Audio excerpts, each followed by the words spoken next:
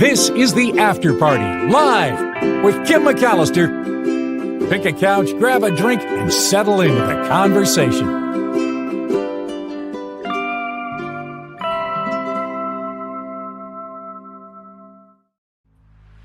There it is. Is that loud enough? I got it. Okay. Oh, that might be too loud. Hey, everybody. It is the After Party live on a Hide in Your Cave Monday. Gordon's sending us to a couple of caves today that we'll take a look at in just a few minutes. And I know time is of the essence already, kind of starting at a deficit here. Looking at the chat. Hello to everybody. Hope everybody had a good weekend, says What the Sizzle. I hope the same. I love virtual spelunking, says Nullifidian. Well, we're going today, so it's going to be great. I am ready for Hide in Your Cave Monday, says Jim Shields. Thank you guys for being here and for supporting the show. Really appreciate it. Malarkey is a ding word. I'll take it. Malarkey. How often do you hear people say that word, right? Yeah. The first story I have for you today is about moon food. I don't know if I would eat this. Would you eat this? This is hummus grown on the moon. And I don't know if it looks super appetizing. It kind of looks a little moldy to me. Yeah. The moon grown chickpeas were used in the making of this hummus. They say it's something that could feed astronauts in the future or people on the moon or whatever. After 50 years, we know in 2028, we expect to put more humans up on the moon. And that is when NASA wants to establish this kind of long-term presence. We're supposed to be scouting locations for human habitats, and we're supposed to be looking at how we can create food on the moon, how we can be self-sustaining. This article out of Smithsonian Magazine has a quote from Sarah Oliveira Santos, who's a fluid dynamicist at the University of Texas at Austin. She says, "We will need to learn how to grow food on the moon since it will not be sustainable to ship food in spaceships. It's still quite expensive to ship things to space, so weight is a factor. The survival of astronauts on the moon cannot be dependent on the timely shipment of supplies." And that is why they are trying to, Santos and her fellow scientists are trying to grow and harvest chickpeas. They're using this enriched moon-like soil. They describe their process in a study published in March in the journal Scientific Reports. And so the soil, I guess you could say, the substance on the surface of the moon is called regolith. And they say it's not really great for hosting plants. It doesn't have the microorganisms and the organic material like our soil does for the survival of plants. And it also has some potentially harmful metals in it as well. They say it's a hazard unamended. The worst. It's awful.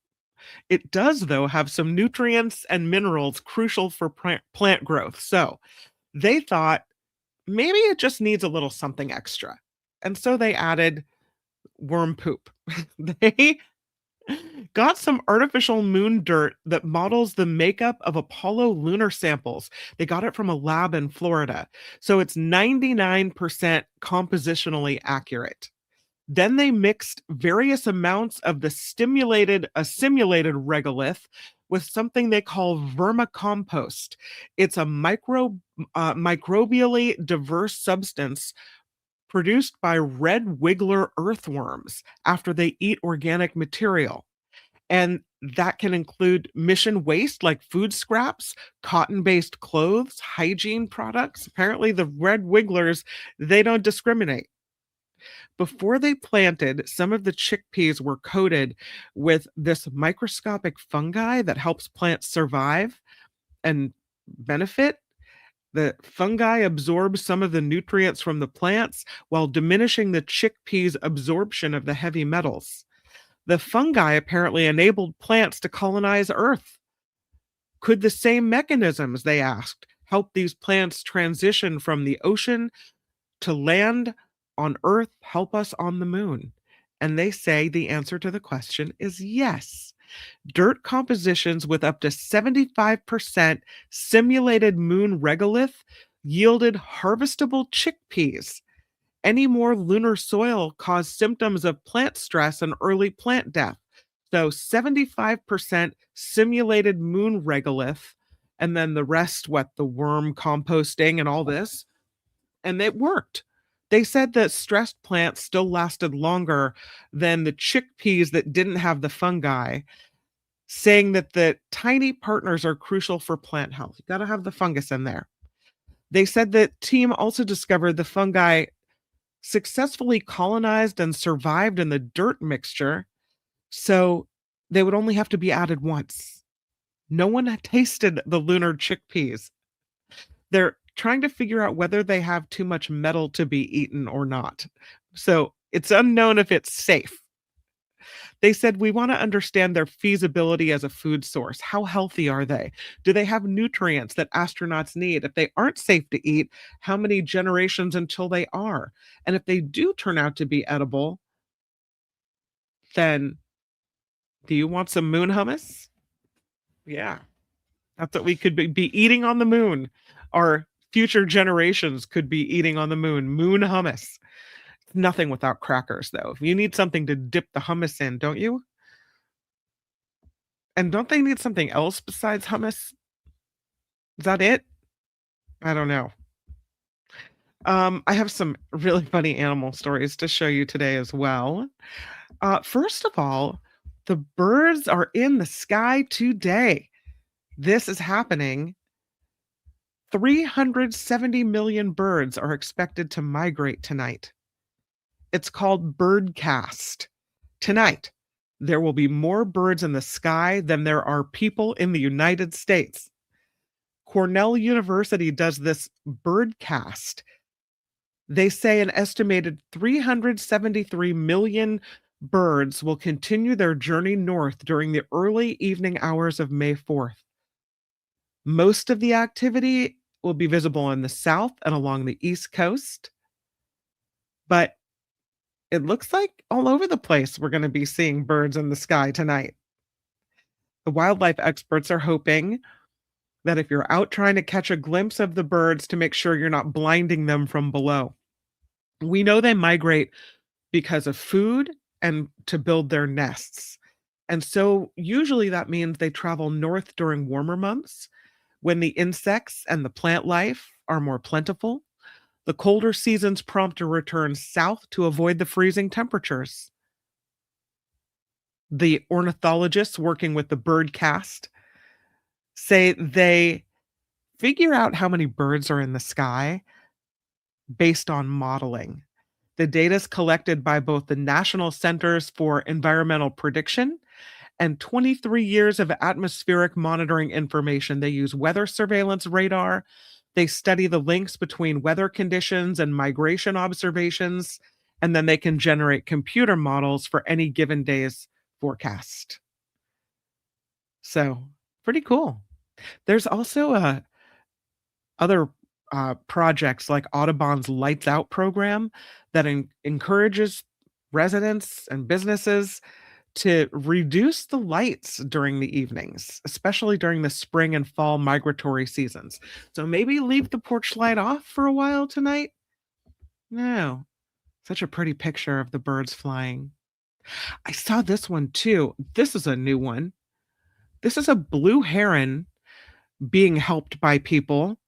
They saw it with this thing on its foot. What is it?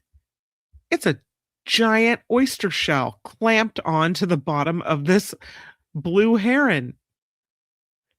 Rescuers were called out Saturday on report of this blue heron that appeared to have its leg caught between the rocks in the water off Vancouver's Stanley Park.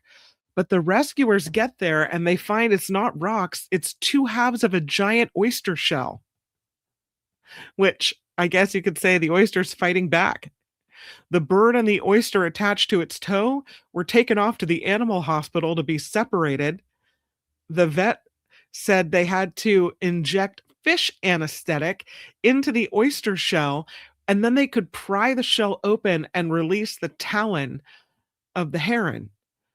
The heron suffered some torn ligaments because of this, so they had to splint it, take it to the wildlife rehab center, but everybody is going to be okay. I mean, the bird's going to be okay. The oyster, not so much. Weird. I don't know if you saw this one. This happened in California, and I have some video.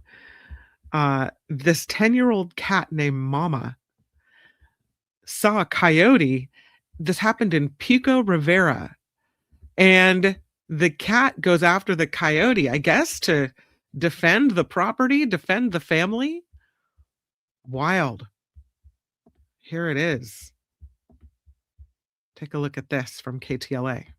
Now at 6, an incredible scene caught on camera. A feisty and really determined cat turns the tables on a now humbled and hungry coyote. The roughly 10-year-old cat named Mama stood her ground instead of running for her life. The shocking scene unfolding in Pico Rivera. Lindsay Pena joining us live there. She spoke with the cat's owner. Lindsay. Hi, Rick and Karine. Yeah, it was all caught on camera. The cat's owner actually reached out to us to share that video, and we saw it. It was just kind of unbelievable. Let's take a look at it. It happened yesterday around 1 o'clock. You can see the cat named Mama and the coyote in the middle of the street. No one else is around, but luckily the camera was rolling. The coyote gets close, but the cat stands her ground and forces the coyote to retreat, even chasing the coyote at one point. The coyote circles trying to get close again, but Mama manages to run into a nearby yard and up a tree out of reach of that coyote. We talked to Mama's owners, a mother and daughter, who say they knew she was scrappy, but this takes it to a whole new level. It is very unusual, but when I realized what cat it was, I said, you know what? That it fits her. She's very like skittish. Yes. She will fight till the end after having a couple litters, and it kind of fits her personality.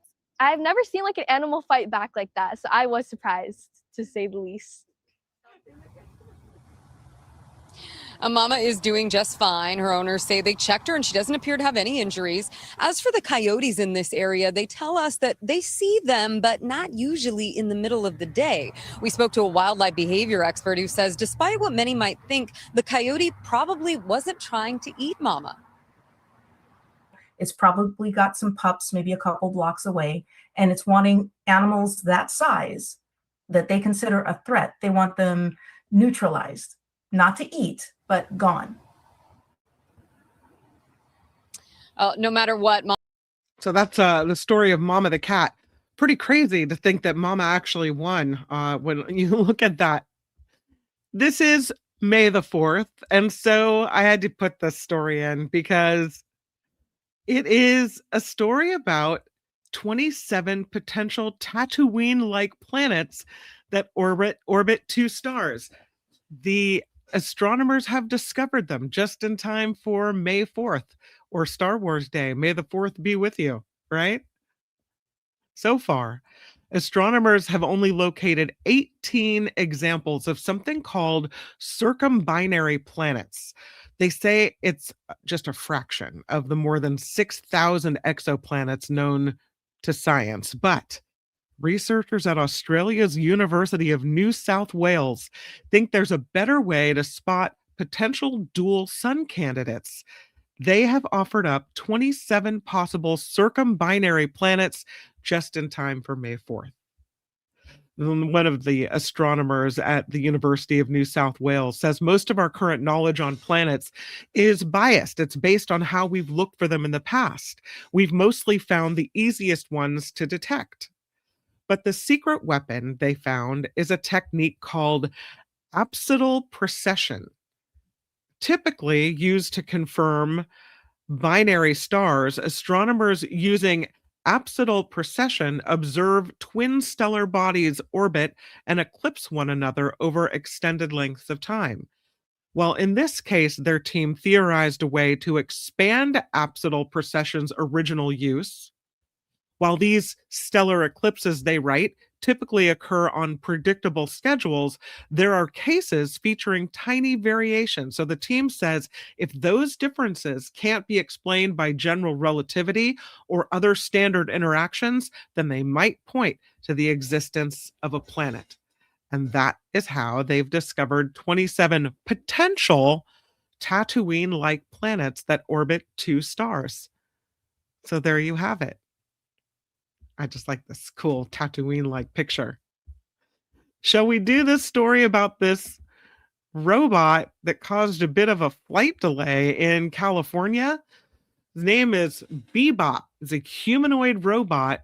They had him on a Southwest Airlines flight, and apparently it caused a bit of trouble, a bit of a delay, you could say. Take a look at this. Southwest flight from Oakland to San Diego landed more than an hour late Thursday. The reason? Meet Bebop, a 70-pound humanoid robot built for events and performances. Pretty interesting carry-on, to say the least, or was Bebop a passenger? Bebop was actually a passenger. Bebop travels the country for work, but this time the robot's case was too heavy to check under Southwest rules. So his team at Dallas-based Elite Event Robotics bought Bebop a seat. Before boarding, Bebop even put on a show for passengers. But once the robot was strapped in, the question started. Then they come and start asking, what kind of batteries does it have? What's going on with this? X, Y, and Z. They want to see. And meanwhile, I'm like watching his flight and I keep seeing online runway delay. In a statement to ABC7, Southwest said Bebop's lithium battery exceeded the maximum allowable size, so it was confiscated. The team at Elite Event Robotics is now working to get the battery back before their next trip. So will Bebop be joining you on another flight then in the future? He'll be there on At Sunday. At the moment, we got him under 100 pounds, so I shouldn't have to worry about actually like walking him through the terminals. And we're overnighting batteries to Chicago tomorrow to hopefully be able to fulfill the next event request. An airline delay due to a humanoid robot, only in the Bay Area. Dustin Dorsey, ABC7 Eyewitness News. So I wonder about the lithium battery and the danger that they thought it might present. What the difference is, whether it was in the cargo hold with the rest of the luggage or attached to the robot in the plane.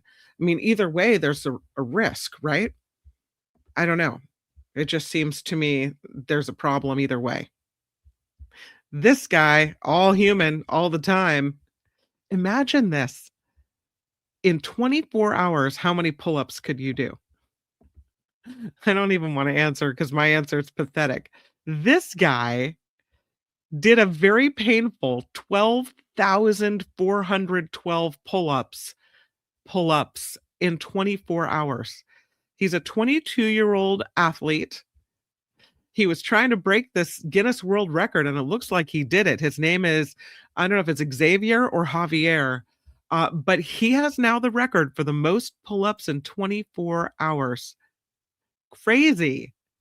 The current record was set by a man from Mexico, 12,345 pull-ups, but Dillard passed that by 67. He said he started pushing himself in pull-ups 3 years ago in an attempt to surpass the abilities of a friend, and then he started training for the world record 2 years ago. So now they've got to take his pull-ups to the Guinness World Records to become official. But it looks like he's got this other guy beat. 12,412 pull-ups in 24 hours. He said he pushed through the pain. He had to push through the pain because he really wanted this record. Amazing. I can't imagine how hard that last one, the last few were. That's crazy.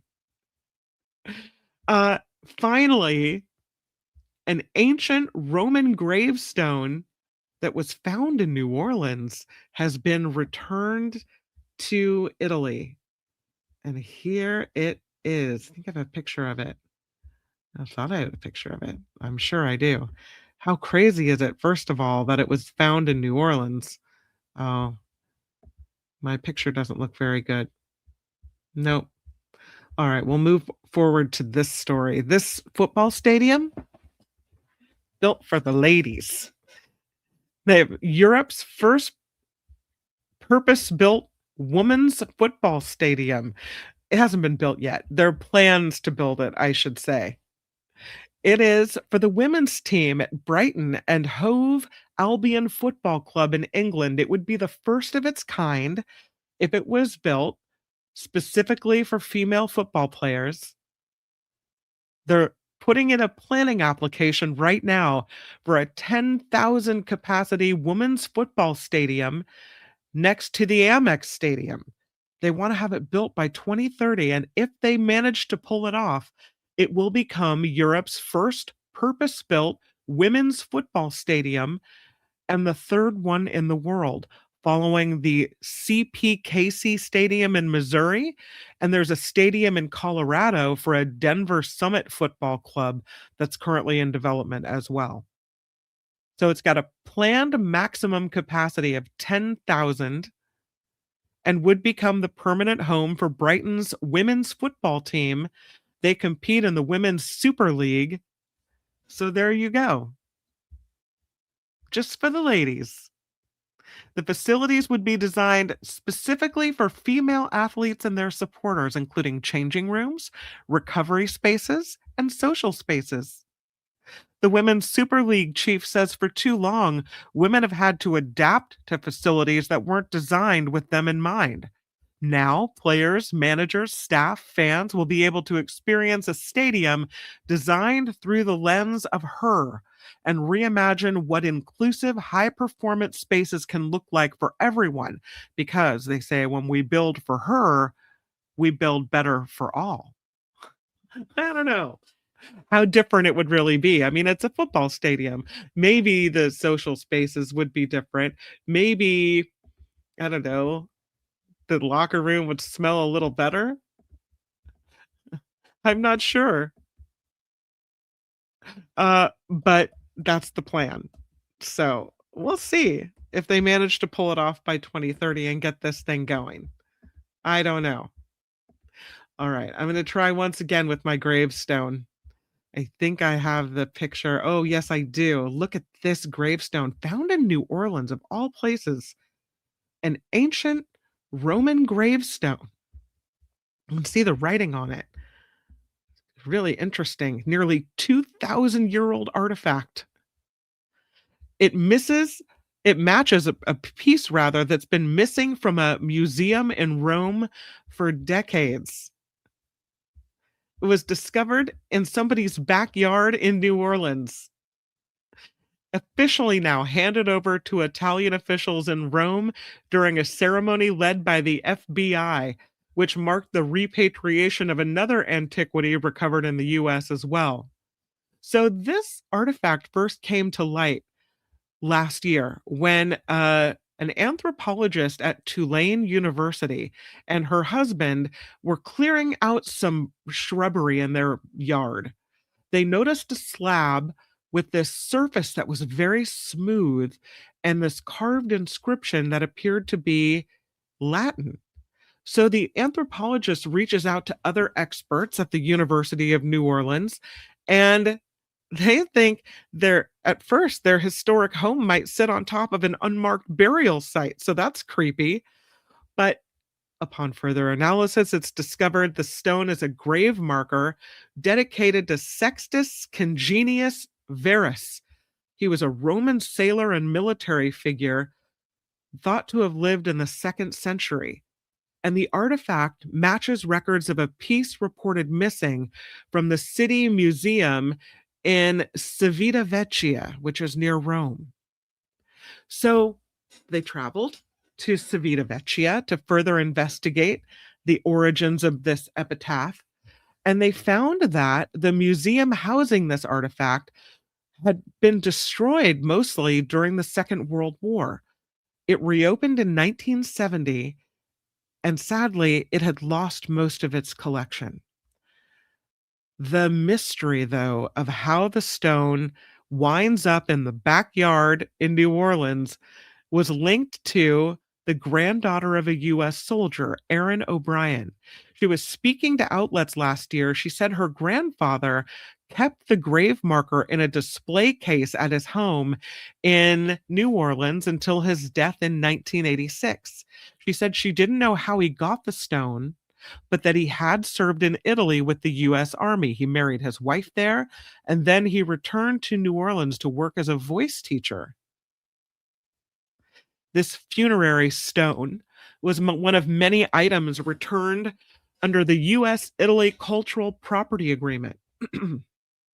It's the nation's oldest bilateral cultural property agreement with a European country, and it places import restrictions on Italian antiquities to disrupt the financing of criminal organizations and ensure that Americans have access to Italian antiquities and archaeological sites for educational, cultural, and scientific purposes.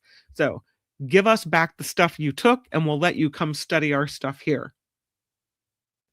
Now, this gravestone will be in the collection of the National Archaeological Museum of Civitavecchia, and they say the cultural heritage is worth protecting. I'm just glad they found it. Imagine if they had not cleared away that undergrowth or that brush out of that backyard. Never would have known. Never would have known. All right, it's time for the lotto of the day.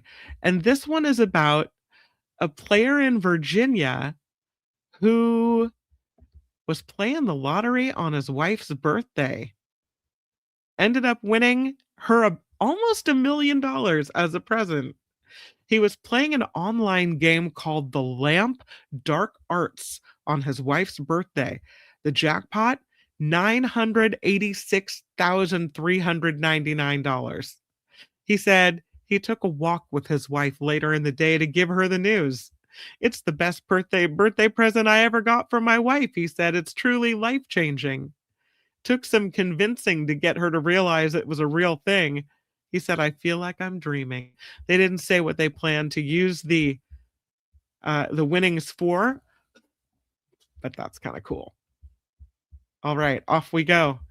It is time for Hide in Your Cave Monday. And thanks to Gordon for sending me this link to the Two Small Potatoes, these two Idaho people that put out this really cool website, Two Small Potatoes.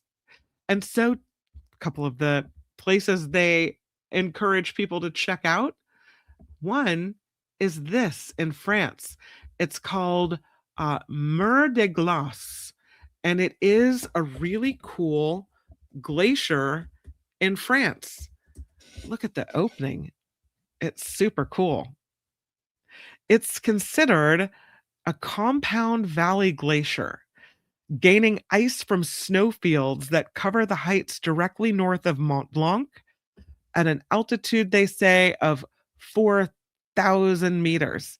They say it can be regarded as the largest glacier in France and the second longest in the Alps. It lies above the Chamonix Valley. The pressure within the ice known to reach at least 30 atmospheres. That must be a lot. They say, though, that the glacier was once easily visible from the town, but it's been shrinking backwards and now barely visible from below. When the tension in the ice increases as the slope increases, the glacier is unable to deform and crevasses appear. The crevasses are of variable depth depending on their position. They could be as deep as 50 meters. So not every part of this glacier is safe. Still, it's pretty interesting to go check this thing out. You can walk inside this area. You can touch it. This hulking masses of snow and ice creeping downhill. It's so interesting. They, yes, note that it's the largest in the Alps. And that you can go inside of it. So, pretty interesting. All right, the second one is the salt caves. And here's a look at the salt caves. Look at the way they have that all lit up. So interesting. It's called the Turda Salt Mine, Turda. It is capped above the ground by modern glass and steel with a dome next to a huge parking lot, all around marshy salt ponds. But it sits directly above a salt mine that's so old it was excavated by the Romans. Deep beneath the ground, there are interconnected caverns and tunnels and elevated walkways, creaky wooden stairs in every direction. The Salina Turda is no longer an operational mine, but now it's open to tourists. And so you can descend down about 367 feet into one of the largest salt mines in the world. The name Turda, you might be wondering, comes from the region in Romania where this site is located. And underground, there's a handful of individual chambers, kind of conical shaped, that have their own names. There's the Rudolph, the Turitzia, the Anton, the Gisela mines. And the route into the mine has a tunnel to get down. It was excavated to allow workers to transport salt underground from each mine chamber to one main exit point, and then the salt was taken to warehouses nearby. They started excavating the tunnel in 1853, and they kept going for 40 years and finally completed it toward the end of the 19th century. Every single surface inside Salina is coated with salt. It's caked on the walls in these vertical clumps, suspended from the ceilings as fine pencil-thin stalactites that swirl over the surfaces like ice sheets in the Arctic. I think that's worth seeing. I have another picture for you. You can kind of see what the surface of the salt mines look like. Check this out. This is all over the inside of the mines. Look at that. Fascinating. That's on the walls of the Franz Joseph Gallery, which is the main tunnel linking the individual mines. And it's coated with these thick salt formations. I mean, it's truly everywhere. I don't think you're supposed to lick it. No. Here's another shot. You can see here, it's all over the banisters, it's all over the railings. I mean, there's just salt. It's salty in there. Really salty. The Turda Salt Mine has a museum. They've got a replica of an explosion-proof lantern carved from salt. They have all kinds of old, interesting things there. It's fascinating. Everything coated in salts, sheets of protective netting hanging from the ceilings and around the walkways as protection from falling rocks or objects inadvertently dropped from above. I don't know. I mean, maybe going down into the salt mine is a little dangerous. Here's another shot of what you'll see and the protective netting overhead. Look at all that salt. It's fascinating. The mine's many levels are accessible by elevators or stairs. You can take the salt-encrusted wooden stairs. I would think that would be slippery. I don't know. But there's salt hanging off the ceiling in these kind of spindly-looking formations. Here's a look at that.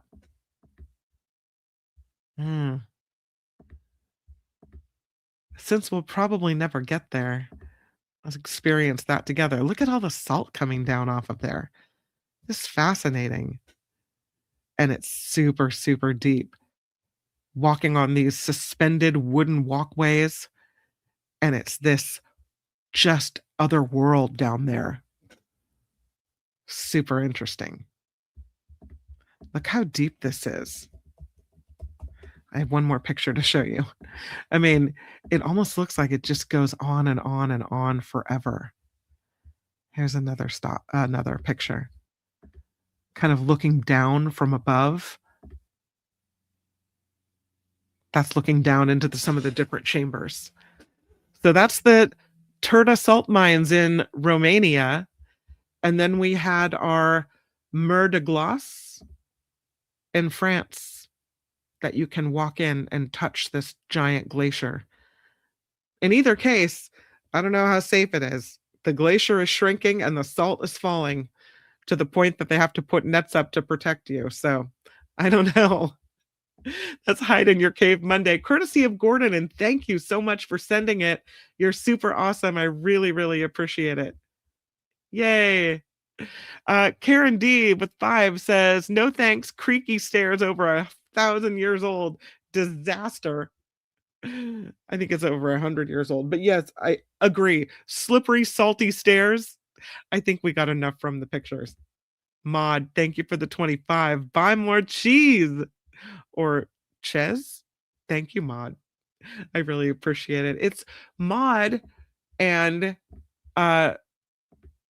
Karen D and everyone who contributes to the show PayPal that keeps the After Party Live going. And I couldn't be more grateful that you guys want the show to continue. Really, really appreciate that. That includes a recurring payment set up by Deborah S., Rhonda A., Carol S., Linda G. Huge, huge thank you, you guys, for keeping this After Party Live going. Really nice. And thank you to Maud and to Karen D again. Really nice. I know, I don't think I want to go down there either, but the pictures are cool, right? I mean, it's nice to look at this other world with salt on every surface and hanging from the ceilings, and look how far down it goes. I mean, that's just crazy. All right, you guys, I hope you have a really good rest of your day. We have some great guests coming up on the Mark Thompson Show tomorrow. The show starts right around 11:30 a.m. and David K. Johnston will be on the show. So I look forward to spending more time with you. But until we meet again, make it the very best rest of your Monday. Oh, looks like, wait, before I go, Wes throwing in 6. Almost forgot, busy day. Wes, you're so kind. Thank you so much. Really, really nice. So I have Wes and Karen and Maud, you guys are amazing. Thank you very much. All right, you guys. See you tomorrow. Bye-bye. The After Party Live would like to thank the following contributors and viewers like you.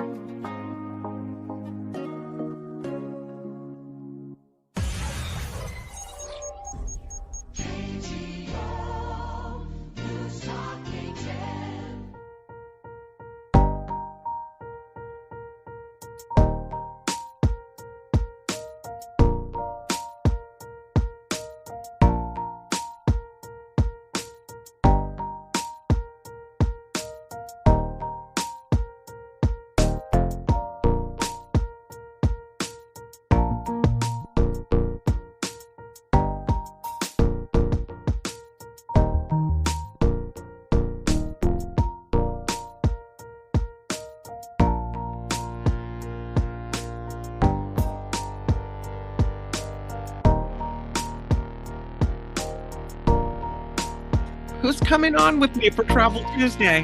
Nola fitting in? Come on.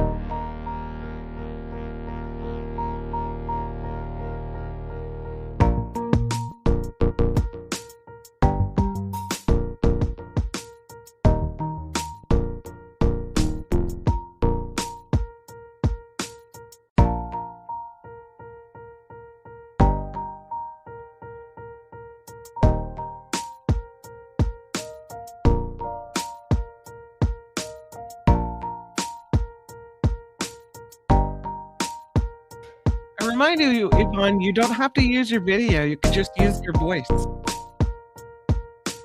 Or send me the pictures. And I'll help. Don't be shy. Among friends, right?